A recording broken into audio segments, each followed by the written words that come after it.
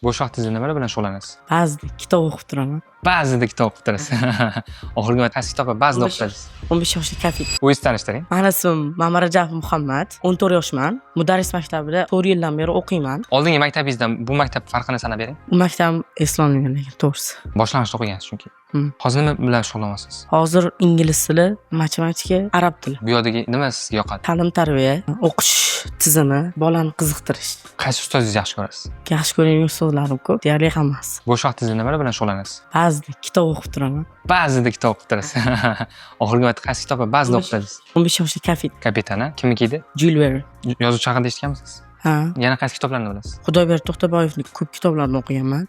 Mana nima uchun kitob o'qish kerak? Ravon gapirish uchun, keyin xotira yaxshilanish uchun, keyin so'z boyligi oshish uchun. Zo'r. Nima uchun maktabda telefonini olib qo'yishadi? Chunki bolani fikri buziladi, birinchidan. Ikkinchidan, chalib qoladi, keyin ustozga quloq solmaydi. Keyin ustoz olib qo'ysa, keyin gap qaytarib shunaqa. Asosan fikr buziladi. Kelajakda nima maqsadda qo'ydingiz? Kim bo'lmoqchisiz?